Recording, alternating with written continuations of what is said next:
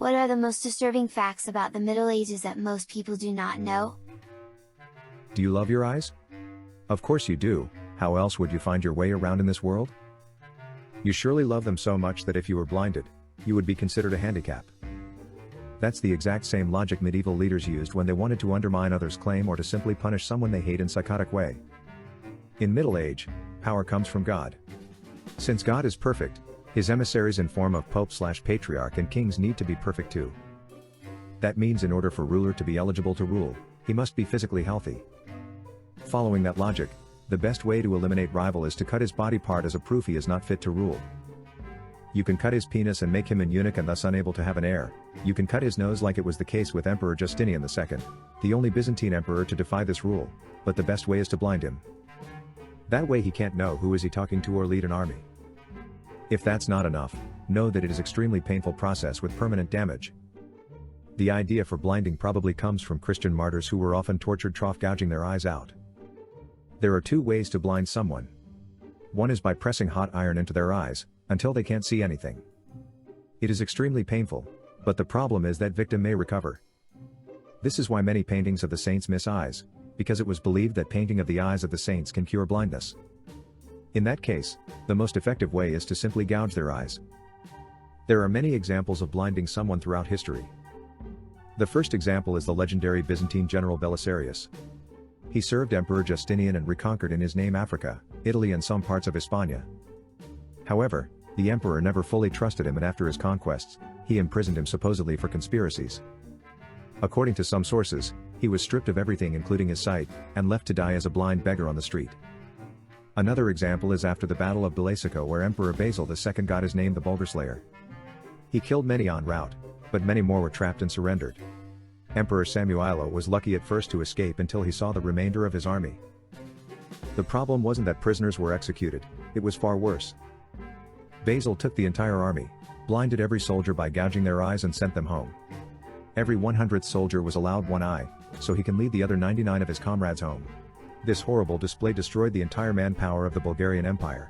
It caused the Emperor Samuilo to die from a heart attack and collapsed the First Bulgarian Empire in the process, and made a Principality of Serbia and the Kingdom of Croatia offered vassalage just in case Emperor Basil II even considered invading them. Funny enough, blinding also partly led to Byzantine collapse. Venice was an ally of the Byzantines, but also a rival. At one point, the war broke out and a man by the name of Enrico Dandolo was captured. He was blinded with sharp metal. This would make Enrico hate the empire of Greeks with all his heart and would vow to make them pay for it. As fate wanted it, he became ill doge and persuaded crusaders to attack Zara and finally Constantinople, and both were successful. Of course, the Byzantines weren't the only one to do that. King István of Hungary blinded anyone whom he considered a threat, but all is forgiven since he gave Christianity to Hungary. Blindness was the standard punishment in the army for desertion, and even some unfortunate Abbasid caliphs ended up blind by their Turkish bodyguards before being executed. I assume that's probably why Ottomans forbade spilling the blood of dynasty and forced execution by strangling. So next time, take a moment to appreciate both of your functional eyes inside your head and the fact you are not fighting in a power struggle or that mutilation is a war crime by the Geneva Convention. The vast majority of children died young. Painfully young, and in a lot of cases because they were swaddled and hung from a ceiling beam in smoky houses to stop them getting underfoot or being hurt by animals and vermin, but then were asphyxiated. Knights began training as pages at 8 or 9 to inure them to violence, and did so by being sent away from their parents to a relative or family ally because the process was brutal enough it was not reckoned a parent could do it. The reason for their youth was to make sure all skills were bedrock level secure, but recent studies have also shown that your morality at 8 is still malleable enough to accept the violence without question. Some pages were trained to slaughter pigs with swords that were hung from roof beams to desensitize them to the screams and blood and smell. In Wales, dynastic mutilation was common as it prevented men from assuming a title, so brothers vying for important positions or thrones commonly blinded and gelded one another as it was reckoned less horrific than murder. This practice was also common in the Byzantine Empire, where one unlucky man, learning he was now a potential claimant to the imperial throne, blinded himself with a needle to prevent himself being murdered. The most disturbing facts I know about the medieval ages are definitely the many myths and propaganda about the Middle Ages that survive to this day. People believe that during the Middle Ages, thousands of women were burned at stake due to being allegedly a witch. Fact is, not a single witch was burned during the Middle Ages. Witch trials are a thing of the early modern period, meaning 16th and 17th century. The official policy of medieval Europe regarding witches was the same with ghosts or other supernatural beings, that they don't exist and you should not believe in such superstitions.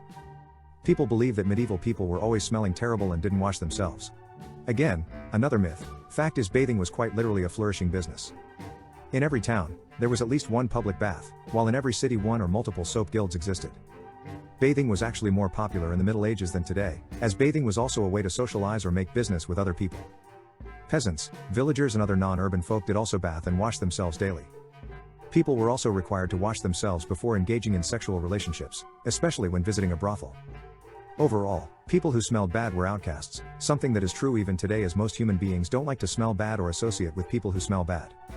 The church again had an official policy regarding that. Bad smells and odor were associated with sin, so the pious medieval Europeans were very diligent with their daily baths. People believe that medieval Europe believed in the flat earth theory. Another myth, the flat earth conspiracy was invented in the 19th century, while medieval Europeans knew that the earth was round, which is also one of the major reasons why Columbus knew that if he travels west far enough he will eventually arrive in India. People believe that medieval women had no rights and were basically slaves to their husbands/fathers. Another myth, fact is that most medieval women had more rights than during ancient times. Their legal status considerably improved over time. Women could inherit, run a business and they could divorce their husbands, though the actual legal rights depended on the country and time period, much like today. Women were often in position of power, both soft and hard power, either as regents or cunning advisors. When the husband was away at times of war, it was almost always the wife that took care of the estate and legal affairs of the domain. It is often assumed, sadly even today, that women can only be powerful when they adopt masculine ideals. However, shrewd women, such as Berengaria of Castile or Theodora of the Byzantine Empire, could use their femininity to the best of their abilities. Berengaria often assured that the noblemen have nothing to fear from her, because she is just a docile, innocent and pious little girl. Meanwhile, Theodora, an actress, a social status worse than a prostitute at the time and place, managed to seduce the emperor and act as his co-regent and spymaster and became one of the most influential Byzantine rulers in history while also being immortalized as a saint of the church. People believe that you died at around 30 in the Middle Ages. Another myth, that is mostly based on ignorance. The average lifespan was indeed around 30 years, however this is due to the fact that most humans died when they were infants or little children of the age of 3. The first few years of a human was always a rather difficult times, both in ancient and medieval times. However, once you survive early childhood, then the average human lived up to 50 to 65 years. All in all, I think there is nothing more disturbing than knowing that myths and propaganda from hundreds of years ago still survive to this day. Thank you for joining us. Make sure to subscribe and click the like button. When the stories run out, make sure to flip the tape over to continue. Adios amigos.